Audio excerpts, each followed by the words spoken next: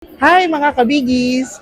Yan, nandito tayo ngayon sa WOFEX 2025. No? I'm doing a cooking demo for 2 days at Ito Ham booth. No? So visit nyo po ako dito sa Ito Ham if ever. So attending WOFEX for me is teaching and learning at the same time. I'm doing a cooking demo so nagtuturo ako on how to make these dishes out of Ito Ham products or any other products na nasa market today. No? But again, at the same time, it is a learning experience for me since napakadaming booths dito and napakadaming cooking demos. Even products, marami kang makikitang products na pwede palang gawing business or pwede gawing a different dish or a new dish, kung baga. So tara, samahan niyo ako today.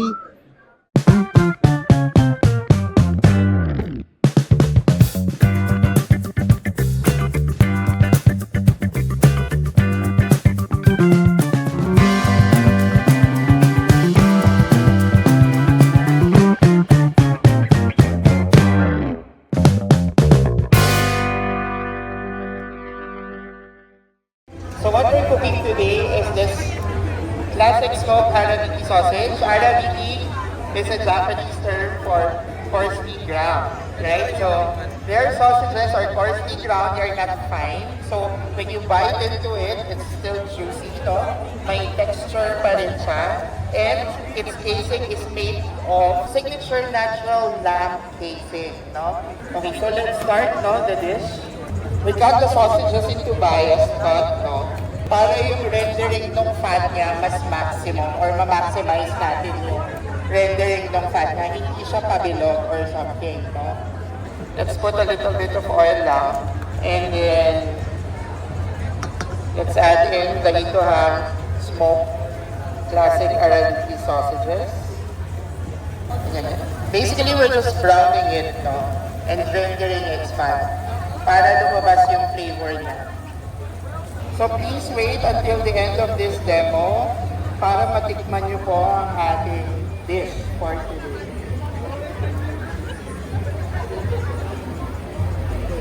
While that is rendering, let's mix our sauce. The sauce is where the magic happens, no? So let's add the oyster sauce. Our sauce is soy garlic, has a flavor profile of soy garlic.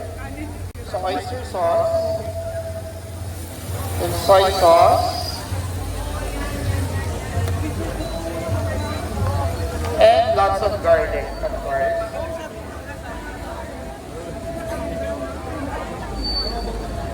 Sugar.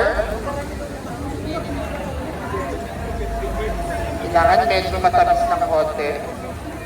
And of course, pepper. Lots of pepper. Then a little bit of salt. Then we fill it out with water. And that's it. That's our sauce. And we're ready. So right now we're browning the Ito Ham Classic Smoked Arabiki sausages. So browning is good, no? It has also flavor. It adds flavor to the sausage. It releases its smoky flavor.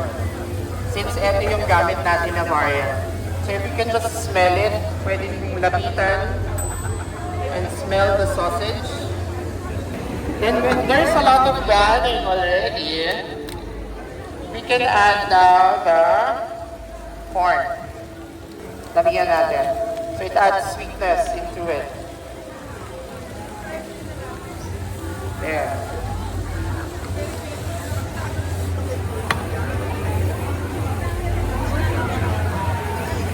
Yan. Yung corn naman, luto na yan. So, konting heat up lang sa corn, mag-release na ng flavors yan.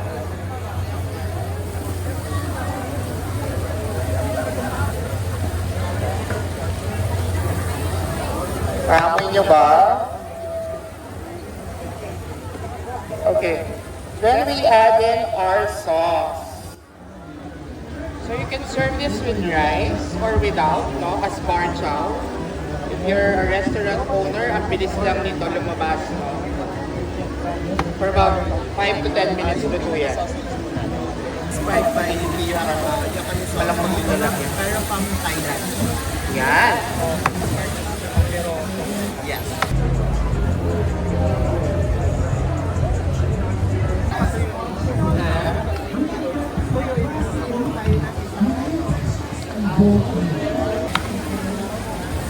We also have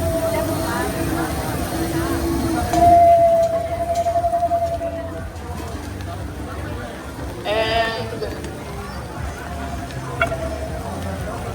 our sauce.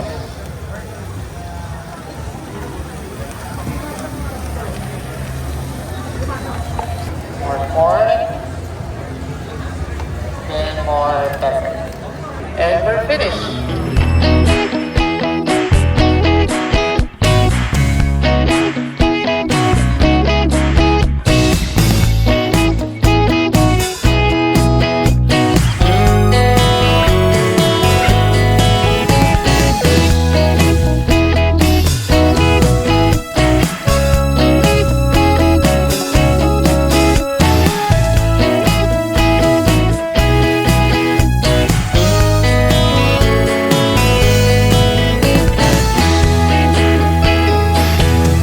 So I'm done right now. I'm done doing the cooking demos for day 1 and tomorrow naman for day 2 naman. So tara!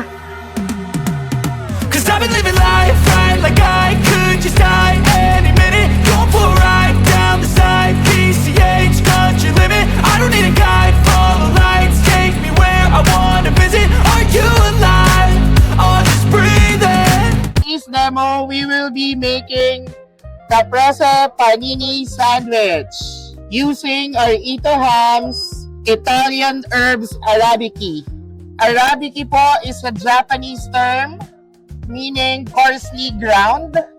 So, ibig sabihin, hindi durog or hindi masyadong fine yung grinding ng kanilang meat.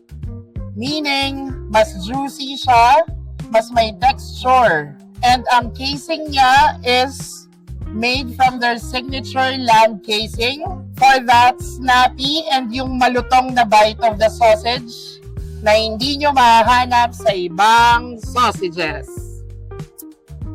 O, start na tayo. Let's make the caprese panini sandwich. The ingredients are, syempre we need the bread, no? Options to bread is ciabatta, from which we're using today a ciabatta bread, no? You can buy from any stores naman or you can make your own. Another option is a focaccia. Again, you can have your own recipe in making the focaccia bread, no? Of course, the star of this dish is our Ito Ham Italian herbs arabici, no? So ito yung gagamitin natin kasi match na match siya dun sa caprese flavor profile, no? Italian na Italian yung dating niya. Next is our cheese. We're using mozzarella and the cream cheese, optional. Basil, of course, tomatoes, and balsamic vinegar glaze, no? Balsamic vinegar glaze, you can make your own. You can just reduce it, the balsamic vinegar, until mag-reduce siya, until maging glaze, and that's it. So let's start with our bread. For this, I'm starting with the pesto sauce as base of our sandwich. So your pesto sauce, again, you can make your own pesto sauce. But for this, I'm using a store-bought pesto sauce para mas mabilis na, no? Both cut size of the bread, lagyan natin ng pesto sauce. After that, we put our Ito Ham Italian herbs arabici. Siguro mga 3, no? Tapos, cut lang natin siya into half. Tapos, layer lang natin siya. Ayan. So, siksikin lang natin para mas juicy. Layer natin ng 4 pieces of basil will do, no? Flavorful na yan. And then, slices of tomatoes. And then, another mozzarella slice, please. And then, on the other side of the bread, this is where the magic happens, no? The balsamic glaze. So if you can imagine, the seasoning of the Italian herbs, the acid coming from the tomatoes and the balsamic vinegar and the pesto as well. And then just close it. And salang tayo. Nung nasa barko ako, ginagawa ko tong caprese salad. It's not a sandwich, pero it's a salad. Pero this time, we're making it as a sandwich.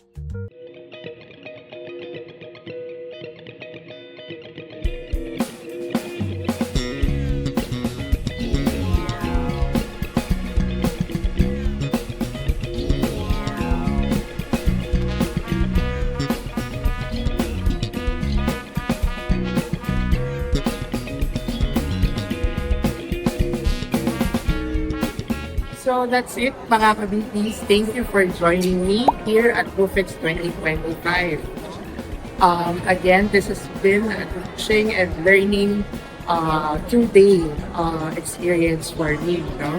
So if you have any brands that you would like to have a cooking demo or recipe ideation, please just hit me in my socials. So please hit like, share, and subscribe. And please don't forget to hit that notification bell so that updated kayo sa mga videos. Thank you!